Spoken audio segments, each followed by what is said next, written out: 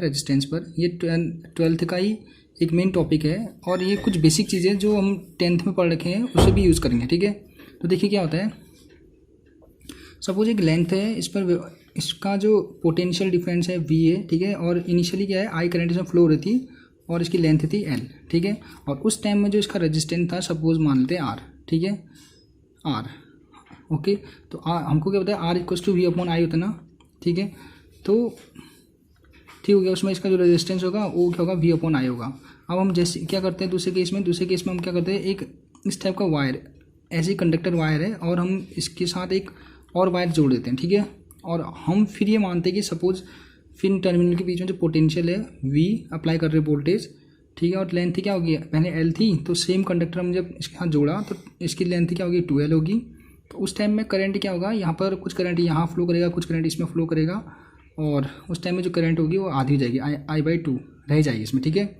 तो अब क्या होगा, इन टर्मिनल के बीच में जब रेजिस्टेंस निकालूंगा तो मैं सपोज मैं R' मानता हूँ, ठीक है, और R' मानता हूँ तो R' equals to V upon, अब I की जगह I/2, ओके। ये 2 ऊपर जाएगा तो R' equals to 2V upon R, sorry V upon I, और V अपॉन I की वैल्यू कितनी है, V अपॉन I की वैल्यू आपका ये R है, ठीक है। मैं अगर इसको R रख दूंगा यहाँ पर तो देखिए R' equals to 2 upon R, ठीक है, ये आ गया। तो स्टूडेंट हमको यहाँ से ये पता चल रहा है कि जो रेजिस्टेंस है, जो इसका रेजिस्टेंस है वो पहले वाले रेजिस्टेंस का ट्वाइस हो गया है। आई बात समझ में। तो यहाँ से हम ये कंक्लूजन निकालते हैं कि जब भी हम क्या करते हैं, अगर कंडक्टर की लेंथ बढ़ाते हैं तो रेजिस्टेंस भी क्या होता है, बढ़ जाता है। देखिए सेम लेंथ का था, लेंथ को दुगना कर दिया तो जो रेजिस्टेंस है वो भी क्या हो गया, ट्वाइस हो गया, ठीक है। आपको ये फॉर्मूला तो पता ही होगा ना, हाँ, यहाँ पर R equals to rho L upon A, ठीक है। तो यहाँ से हमको क्या पता चल रहा है, जो R है वो डिपेंड कर रहा है लेंथ पर, ठीक है। यानी पहले वाले की लेंथ अगर दुगना कर दी मैंने तो ये रेजिस्टेंस भी दुगना हो जाएगा, ट्वाइस हो जाएगा, ठीक है। तो इससे हमको ये पता चल जा रहा है, तो R is proportional to L होता है, ये हमको प्रूफ पता चल गया, ठीक है। दूसरा केस हम देखते हैं। दूसरा केस फिर से एक कंडक्टर लेते हैं, उसका cross section area suppose A है और potential difference between two terminals V है और इसमें करंट I फ्लो कर रहे हैं। अब हम क्या कर रहे हैं, इस कंडक्टर को हम बीच में से इसको ऐसे कट करते रहे, ठीक है। तो ऑब्वियसली जब बीच में से कट करेंगे तो जो एरिया ऑफ क्रॉस सेक्शन होगा वो भी क्या हो जाएगा, आधा हो जाएगा। यहाँ पर देखिए, यहाँ पर क्या कर रखा है, A/2 लिखा है और यहाँ पर भी क्या होगा, A/2 और A/2 हो गया अपन से, ठीक है। तो जब करंट यहाँ से फ्लो कराएंगे तो कुछ करंट यहाँ फ्लो जाएगी, कुछ करंट इसमें जाएगी, तो I/2 करंट इसमें और I/2 करंट इसमें, ओके। और जो एरिया और क्रॉस सेक्शन है वो A/2 यहाँ A/2, ठीक। तो जब कंडक्टर इस टाइप का था तो उसका resistance R equals to V upon I। जैसे मैंने एरिया को कट किया तब उसका जो रेजिस्टेंस है वो कितना हो जाएगा, इसका रेजिस्टेंस कितना होगा, I' equals to 2V upon I, ठीक है स्टूडेंट्स। सिंपल ही डेरिवेशन है, इसलिए आप ज़्यादा कंफ्यूज मत होना, मैं खाली रेजिस्टेंस निकाल रहा हूँ, इसका रेजिस्टेंस कैलकुलेट कर रहा हूँ मैं। तो R' equals to 2V upon I और V अपॉन I को मैं क्या बोल सकता हूँ, R बोल सकता हूँ। तो देखिए स्टूडेंट्स, यहाँ पर क्या हो रहा है, R' इक्वल्स टू 2R, फिर से क्या जा रहा है, तुम्हारा जो रेजिस्टेंस है वो ट्वाइस हो जा रहा है, ठीक है। यानी यहाँ से मेरे को क्या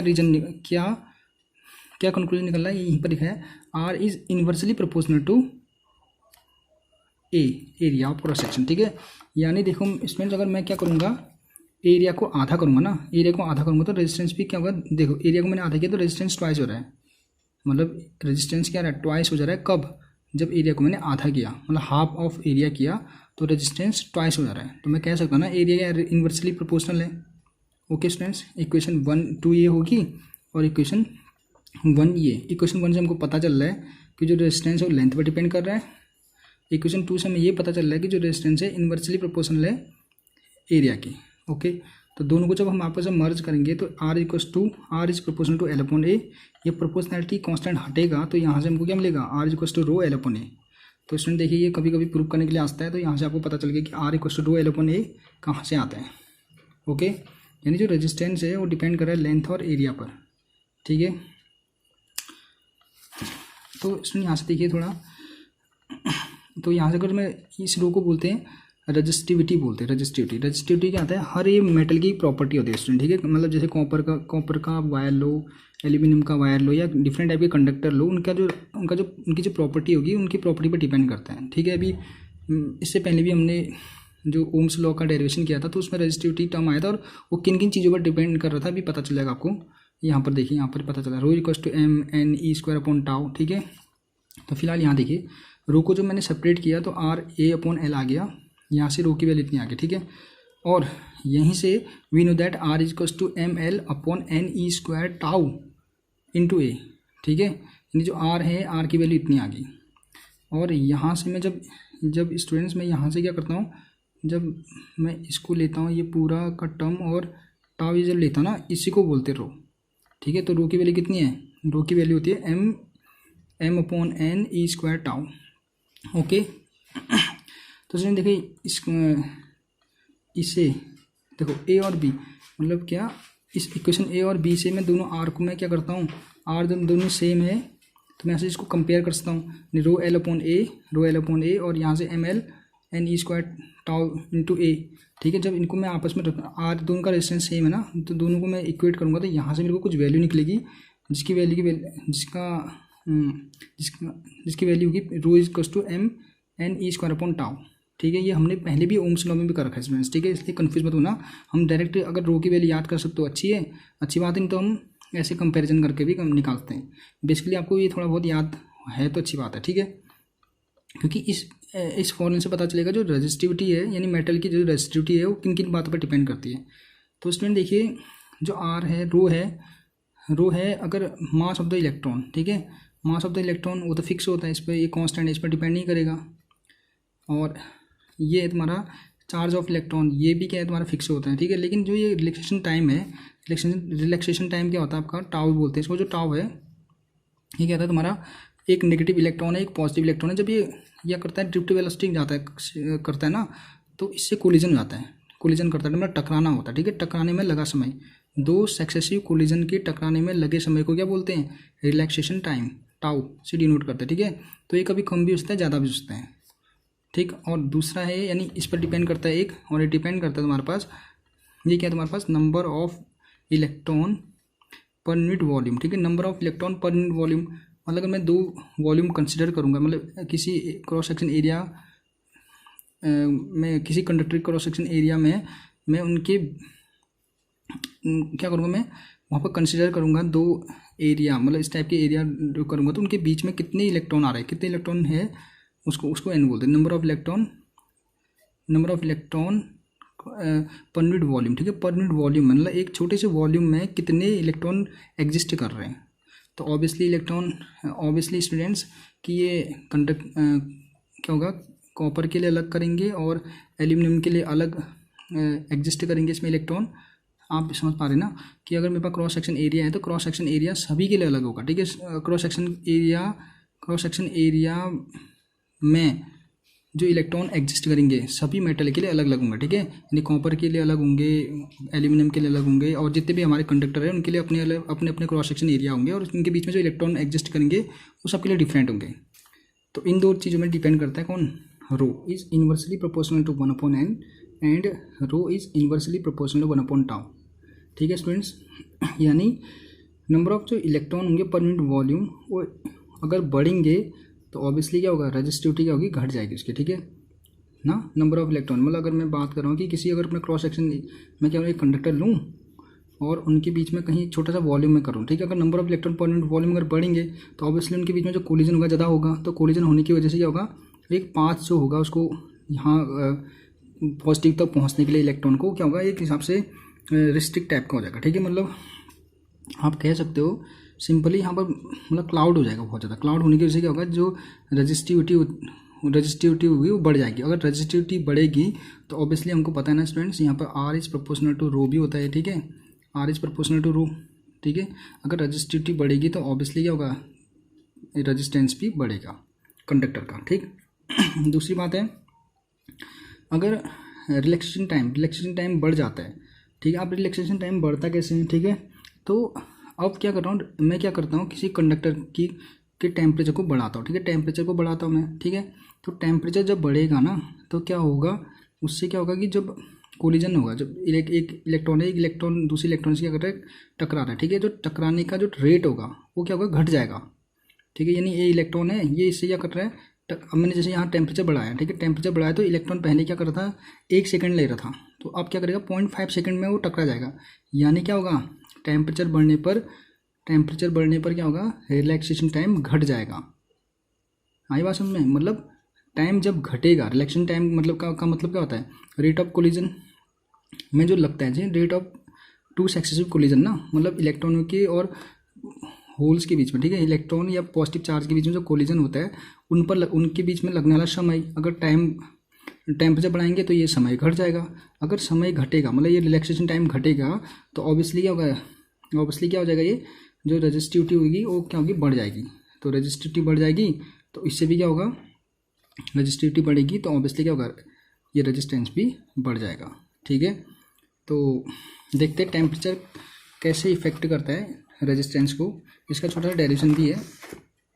देखो स्टूडेंट्स, क्या है कि सपोज 0 डिग्री सेंटीग्रेड पर किसी कंडक्टर का जो रेजिस्टेंस था वो था आपका R0 सपोज है। ठीक है, अब मैंने जैसे टेम्परेचर क्या किया, T डिग्री सेंटीग्रेड तक पहुंचा दिया, उसका किसी कंडक्टर का जो टेम्परेचर था T डिग्री सेंटीग्रेड पहुंचा दिया, तो उसका रेजिस्टेंस बढ़ के क्या हो जाएगा, RT हो जाएगा।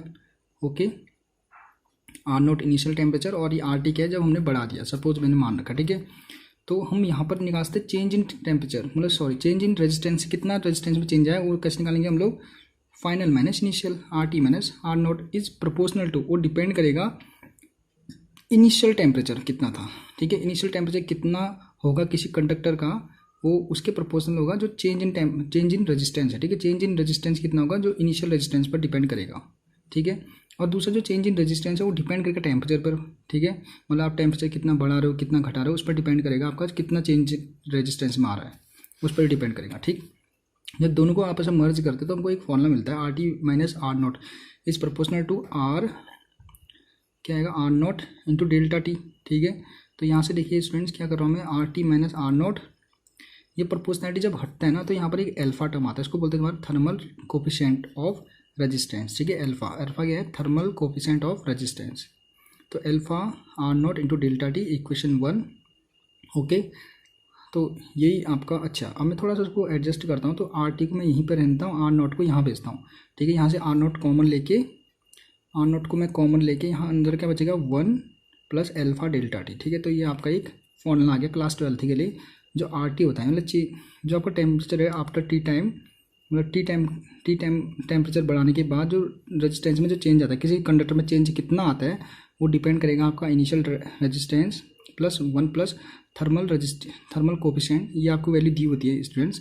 और ये राइजिंग टेम्परेचर मतलब चेंज इन टेम्परेचर, को यहाँ पर आप ऐसे भी लिख सकते हो T2 माइनस T1 भी लिख सकते हो। ठीक है, मतलब इनिशियल टेम्परेचर कितना था और फाइनल टेम्परेचर कितना हो चुका है। ठीक है, ये आपकी वैल्यू गिवन होती है। ओके,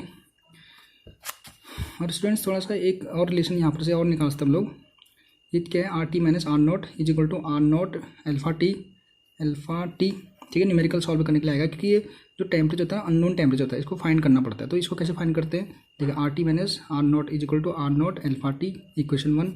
और आफ्टर टी टाइम मतलब शॉर्ट, जब उसका टेम्परेचर हमने क्या करा 100 डिग्री सेंटीग्रेड पहुँचाया।